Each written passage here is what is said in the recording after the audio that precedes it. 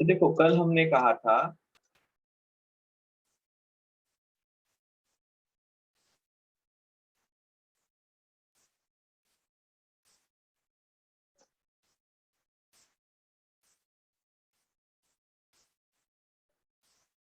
to every action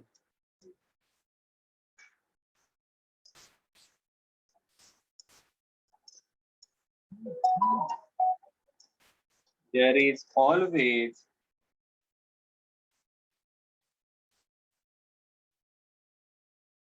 equal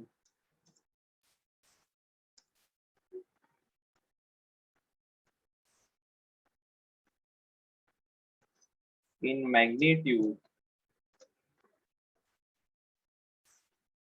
and opposite in direction, reaction,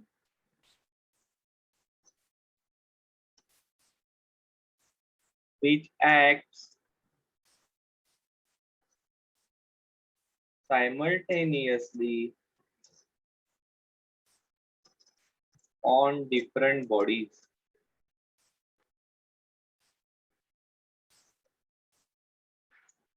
That is force या forces is result of interaction. दो object के दो bodies के बीच में interaction चाहिए तो ही जाकर फोर्स आएगा। हाँ, इंटरैक्शन के लिए एक चीज आप जरूर कह सकते हो, bodies may or may not be in contact।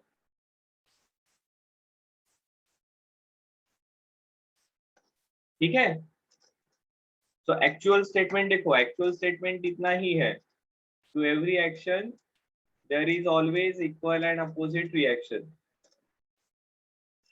खत्म। बट बिटवीन द लाइंस या इसके इनसाइड क्या है, तो इसके इनसाइड इतनी सारी चीजें हैं। To every action force, action force, force के बारे में बात कर रहे हैं, there is always equal in magnitude and opposite in direction reaction force which acts simultaneously at the same time। ये दोनों फोर्सेस सेम टाइम पर एक्ट होते हैं and on different bodies। that is forces is result of interaction। Bodies contact में होती है तो आप उसको क्या कहते हो, contact force, and when bodies are not in contact तो आप उसको क्या कहते हो। non-contact force, क्या इसके एग्जाम्पल आपको पता है।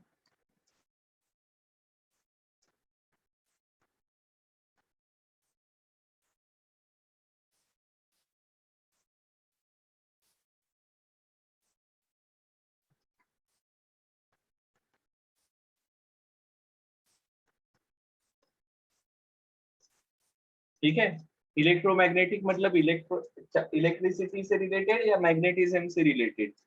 ठीक है, ग्रेविटेशनल फोर्स। ठीक है, these are non contact. Contact forces कौन से हैं, फ्रिक्शनल, मस्कुलर, स्प्रिंग फोर्स, ये सभी कॉन्टैक्ट फोर्सेस रहेंगे। क्या सही है, अरे हाँ या ना। yes sir, ओके, सो क्या हम इसका भी मैथमेटिकल स्टेटमेंट लिख सकते हैं क्या।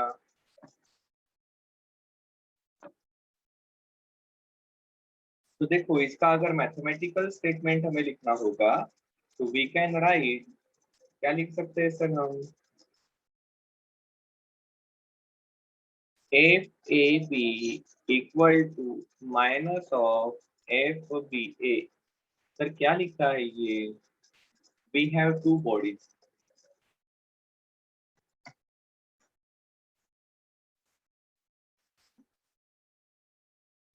ठीक है, दो बॉडीज है हमारे पास।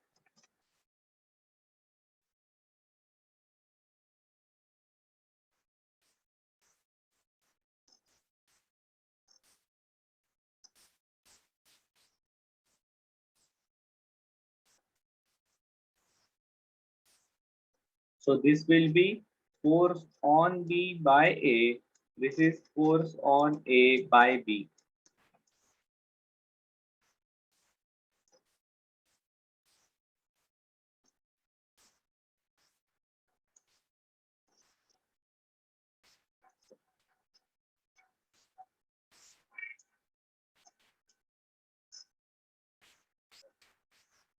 एंड दूसरा है हमारा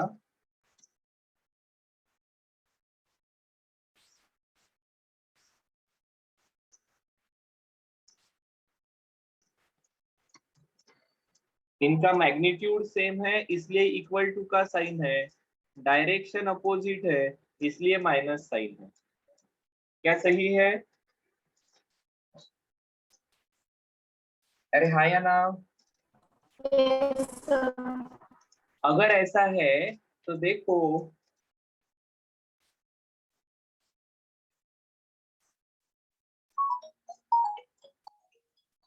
if there is no external force, if there is no external force,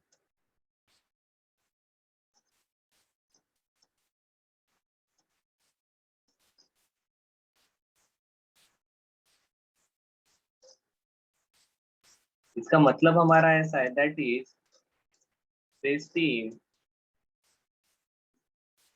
containing या system of body A and B, body A और बी को मिलाकर जो सिस्टम बनी है,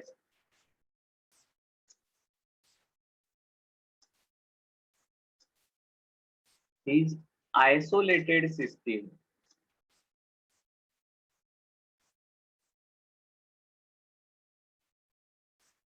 is isolated system, then अब देखो F A B force on A by B, A पर बी ने फोर्स लगाया तो क्या इसका मोमेंटम चेंज होगा क्या? सर हाँ बिल्कुल सही है।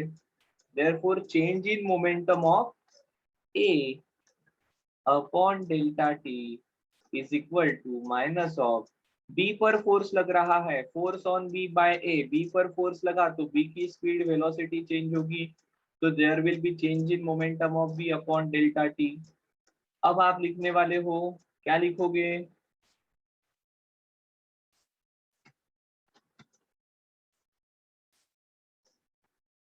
if body A is in contact with body B for delta t seconds, अगर A B के साथ डेल्टा टी समय के लिए कांटेक्ट में है, then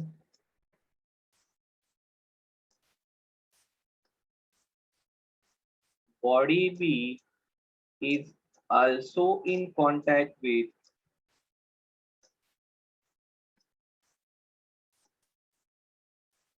body A for delta t second। क्या सही है? तो ये डेल्टा टी दोनों का सेम हो जाएगा। अगर ऐसा है तो you can write change in momentum of B, sorry change in momentum of A equal to minus of delta P of B. मैं दूसरे पेज पर लिखता हूँ, change in momentum of A equal to minus change in momentum of B. Change कैसे निकालेंगे? Final momentum minus initial momentum of A is equal to minus of final momentum minus initial momentum of B. किसे लिखोगे?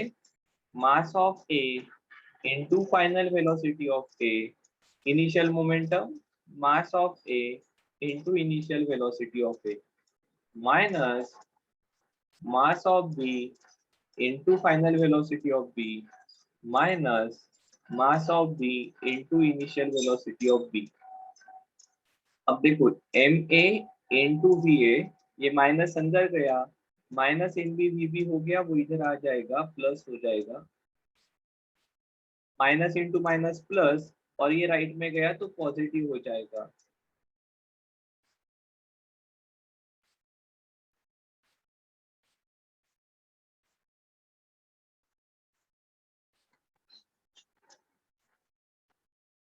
This is final momentum of system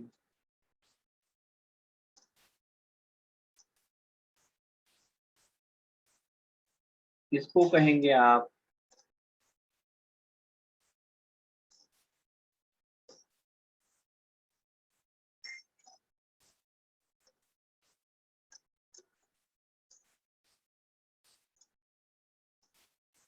initial momentum of system, final momentum of system equal to initial momentum of system, that is total momentum of isolated system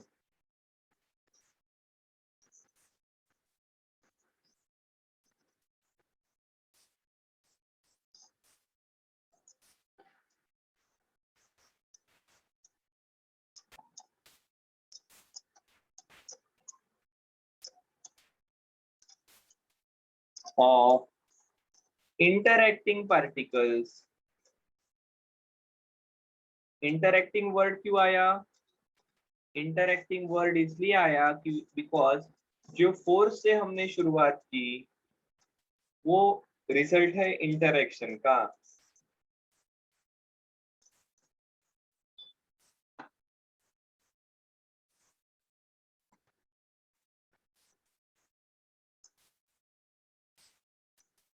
ठीक है, total momentum of an isolated system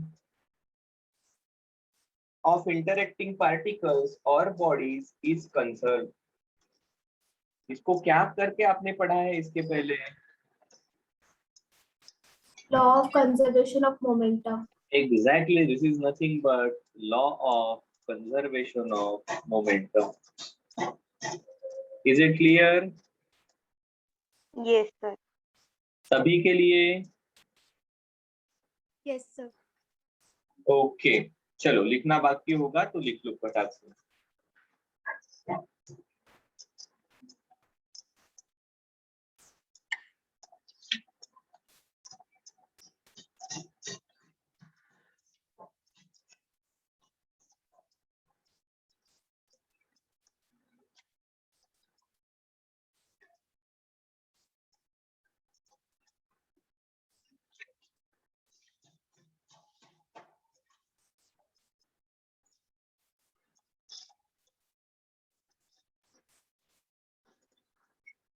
तो देखो, equilibrium ये word आपने इसके पहले सुना है क्या? What do you mean by equilibrium?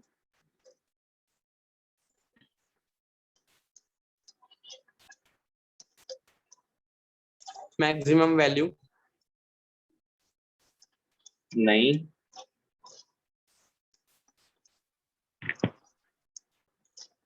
Stability. Equilibrium is stability. Okay, थोड़ा सा आप पास में जा रहे हो। State of stability of a particle. State of stability of particle, बहुत बढ़िया। ऐसा कब होगा? When stability is constant. Stability क्या होता है? उसकी वैल्यू होती है कुछ कांस्टेंट रहने के लिए। Constant. जब दोन्ही फोर्सेस अपोजिट में एक साथ बॉडी वरती ऍक्ट करत असेल तर। देखो, स्टेबिलिटी स्टेबल ये सही है, वो कब अचीव होगी या वो कब चीज होगी? When value is constant. सो देखो, बेसिकली स्टेबिलिटी के अगेंस्ट क्या होता है? Instability. वेरिएशन। ठीक है, सो देखो, अगर कोई चीज वेरी हो रही है, फॉर एग्जाम्पल ये केमिस्ट्री में होता है, A is reacting with B, आपको मिलते हैं प्रोडक्ट C एंड D। ठीक है, ये रिएक्शन रिवर्स भी हो सकती है। C is reacting with D and you are getting A plus B. अब केमिस्ट्री में आप इक्विलिब्रियम अचीव हुआ ये कब कहोगे? जब सब बैलेंस्ड होंगे। अरे भगवान,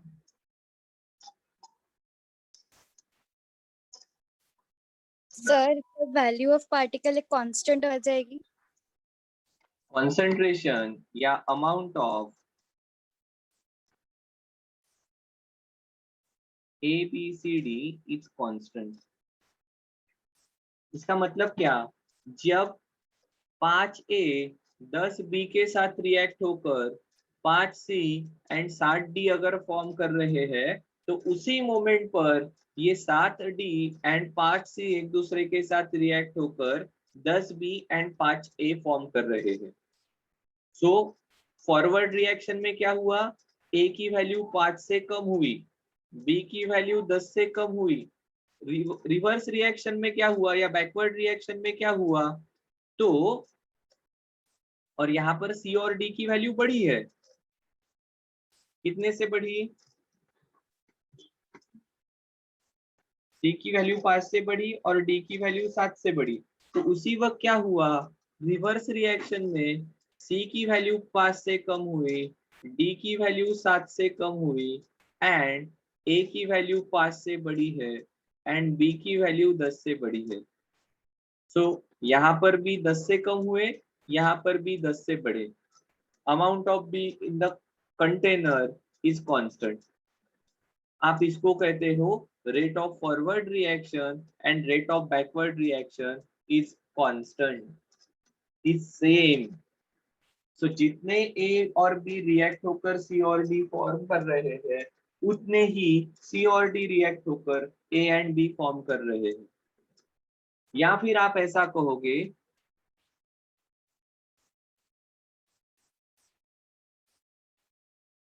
अगर ये चाय का कप है with temperature is equal to surrounding, तो अब चाय के अंदर अगर सराउंडिंग से 5 जूल इतनी हीट जा रही है तो इस कप से सराउंडिंग में फिर से 5 जूल इतनी हीट बाहर निकल रही है। Heat in and heat out ये सेम है, इसका मतलब टोटल हीट इसके पास जो अवेलेबल, टोटल एनर्जी इसकी जो है वो कांस्टेंट है। हीट ट्रांसफर का rate inward and outward same है, इसलिए temperature is constant.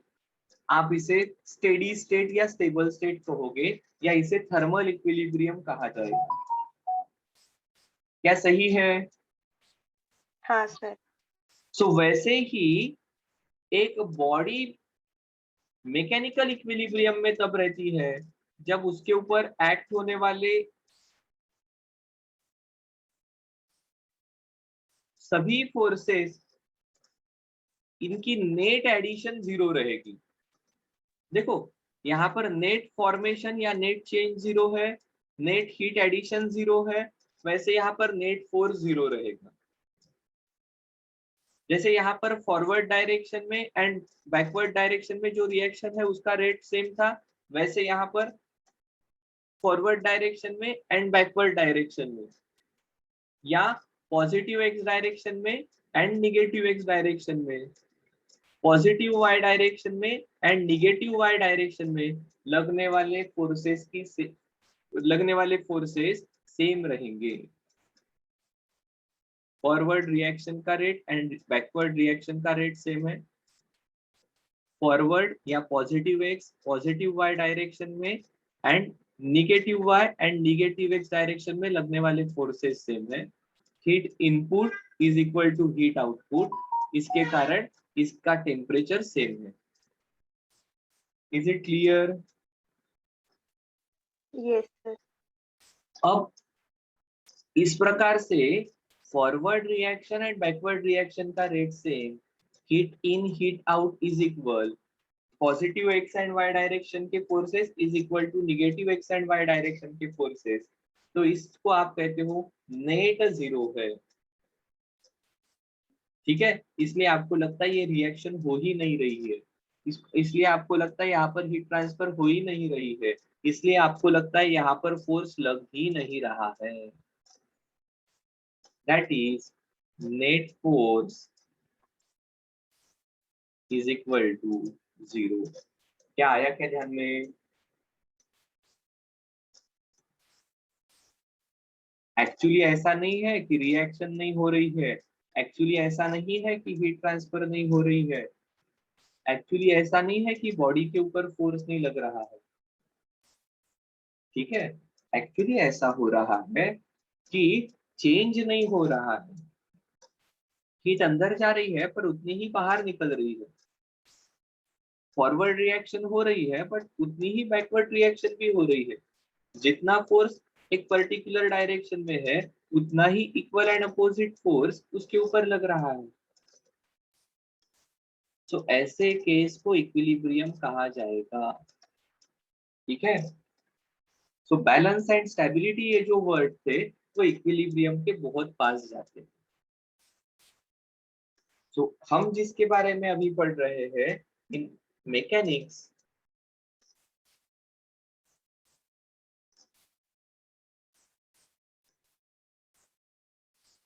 Equilibrium of particle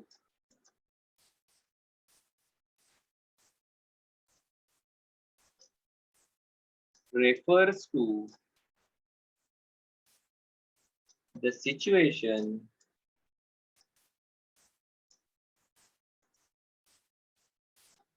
when the net external force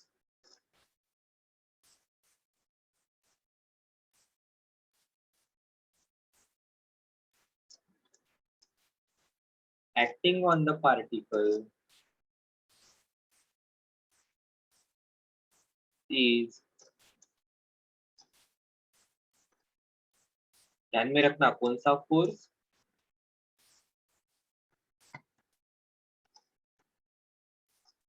net external force. इसका मतलब यहाँ पर फोर्सेस नहीं लगेंगे क्या? नहीं नहीं, ऐसा नहीं है, फोर्सेस तो जरूर लगेंगे, ठीक है। और अब यहाँ पर आपका फोर्सेस का रिजोल्यूशन काम में आता है, ठीक है। अगर ये बॉडी है, इसके ऊपर ये F1 लग रहा है एंड ये F2 लग रहा है और ये F3 लग रहा है, ठीक है। तो आप क्या करोगे? आप कहोगे सर देखो हमने वेक्टर्स पढ़ा है, ये F3 ये x डायरेक्शन का एक फोर्स एंड y डायरेक्शन का एक फोर्स इसकी एडिशन है। ये F2 ये y डायरेक्शन का एक फोर्स एंड x डायरेक्शन का एक फोर्स इसकी एडिशन है। एंड ये F1 ये x डायरेक्शन का एक फोर्स एंड y डायरेक्शन का एक फोर्स इसकी एडिशन है। क्या सही है क्या? पहले के टेल से दूसरे के हेड तक उनकी एडिशन, पहले के टेल से दूसरे के हेड तक उनकी एडिशन, पहले के टेल से दूसरे के हेड तक उसकी एडिशन। इसका मतलब अब हम कहेंगे ये वाला फोर्स इक्वल टू ये वाला फोर्स है, ये वाला फोर्स एंड ये वाला फोर्स इक्वल टू ये वाला फोर्स रहेगा। क्या सही है क्या? हाँ सर। Sir. अब ध्यान में आया वेक्टर का रिजोल्यूशन कितने काम का है, क्योंकि अब आप इनको सिंपली ऐड और सब्ट्रैक्ट कर रहे हो, ठीक है।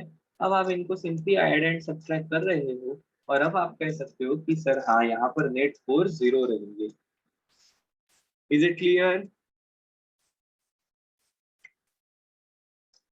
अब नेट फोर्स 0 इसको आप शायद से ऐसा भी लिख सकते हो,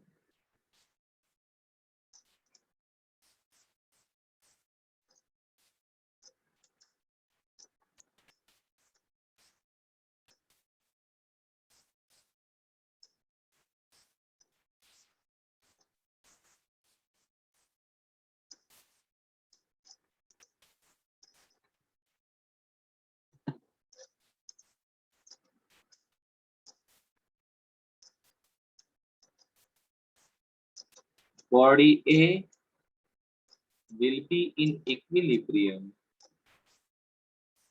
बॉडी के जगह मैंने पार्टिकल लिखना चाहिए। Why particle? क्योंकि न्यूटन के laws are applicable to particle only.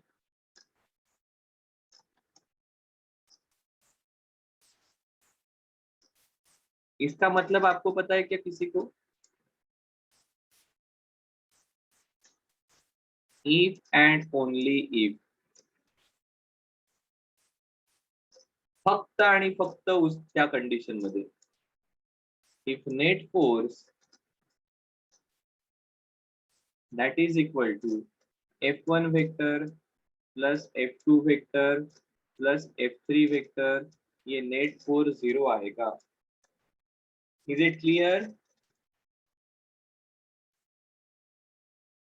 Yes, sir.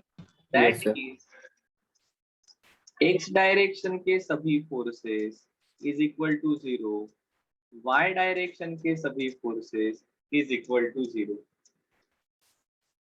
ये समेशन पता है ना? F1 को, F2 को, F3 को हमने रिजॉल्व किया था. ओके, तो मैं F1x plus F2x plus F3x equal to 0 and summation of Fy, that is F1y plus F2y plus F3y is equal to 0. और इनको नाम दे देंगे. This is F2x, this is F2y, F3x, F3y, F1x, F1y. ऐसे condition को equilibrium कहा जाएगा. Equilibrium पर question पूछे जाते हैं, वो हमें आना चाहिए. Is it clear?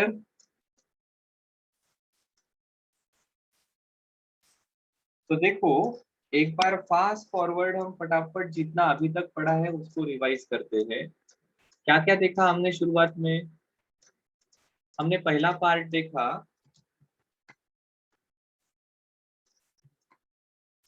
Force is not required for motion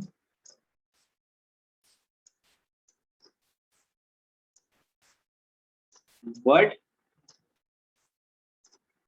it is required to overcome opposing force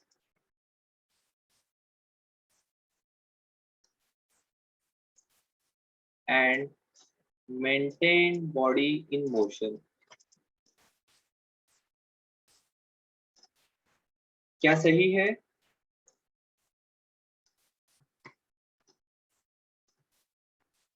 और इसको ही फिर आपने कहा as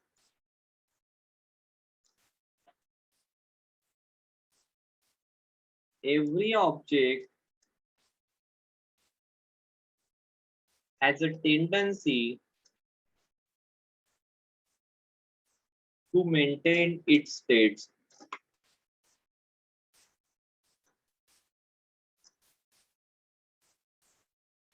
Of uniform motion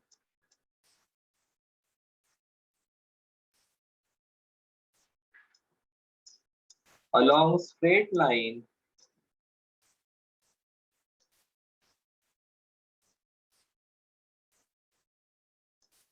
or state of rest.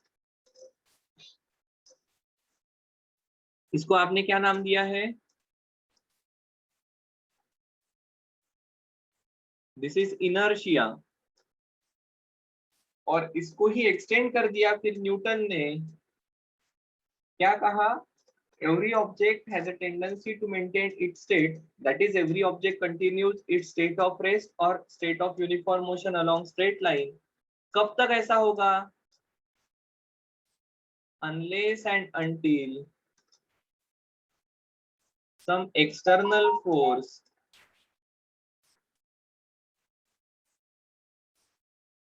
acts. External के सामने एक वर्ड आना चाहिए. कौन सा?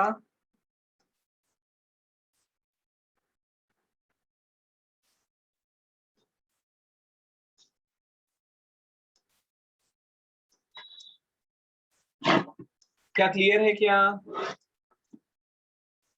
हमने एरिस्टोटल फॉलेसी, इनर्शिया एंड साथ ही साथ इनर्शिया के साथ ही साथ न्यूटन का फर्स्ट लॉ भी उसके साथ ही जोड़ दिया। ठीक है, ये सभी साथ में जोड़ दिया है। Is it clear Yes, sir. सभी को? Yes, sir. Yes, sir. Yes. Okay, ठीक है। So Aristotle fallacy, inertia and Newton first law of motion ये साथ में लिखा। हमें ये भी पता है इनर्शिया 3 टाइप के होते हैं। कौन कौन से? Inertia of rest, inertia of direction.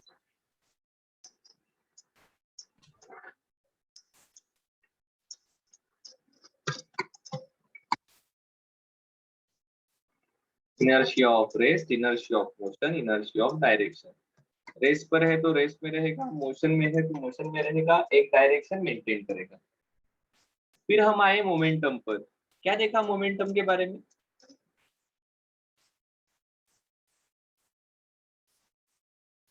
That is mass into velocity का product is necessary to understand motion. क्या सही है?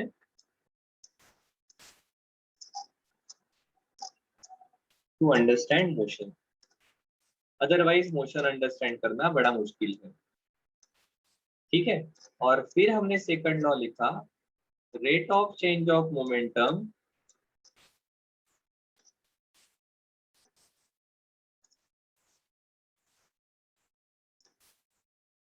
is directly proportional to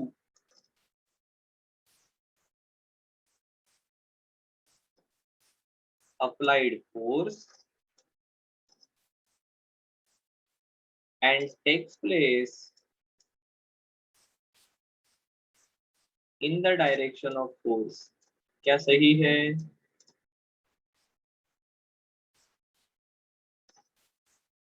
F is proportional to delta P by T, या F equal to delta P upon delta T। अब देखो, हाँ, अगर delta P and delta T बहुत छोटे हैं तो you can always write F equal to dP by dt। चलेगा क्या? टाइम ड्यूरेशन अगर बहुत छोटा है तो। और आपने इसका फिर अगला फॉर्म लिखा है F equal to m into A, mass into acceleration. ठीक है, फिर हमने डिफाइन कर दिया इम्पल्स को।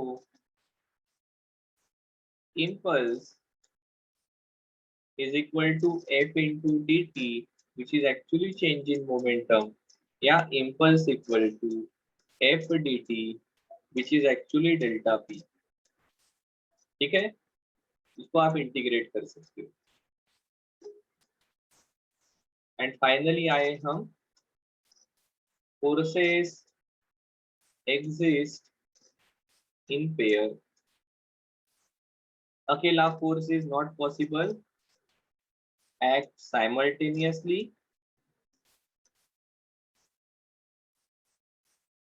on different bodies,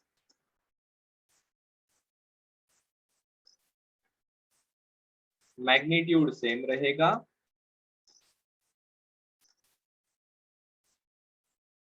डायरेक्शन कैसे रहने वाली है? अपोजिट।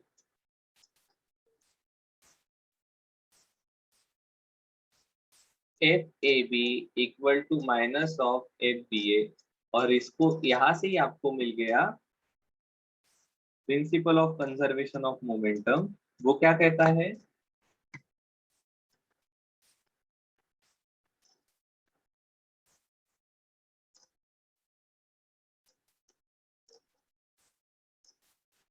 फॉर आइसोलेटेड सिस्टम, देखो आइसोलेटेड इसलिए कि सराउंडिंग के साथ इंटरेक्शन नहीं है। बाहर से फोर्स लग रहा है तो ऐसा नहीं लिख सकते हैं हम, m1 into u1 plus m2 into u2 equal to m1 into v1 plus m2 into v2। Initial momentum equal to final momentum. और आखिरी पार्ट कहा for equilibrium net force that is summation of all forces should be 0. यहां तक हम पहुंचे हैं, ठीक है। अब कल हम क्या करेंगे, इसके ऊपर के कुछ क्वेश्चंस करके फिर आगे जाएंगे। Is it clear? सर एक बार पीछे Sir, slide sir slides group per share करा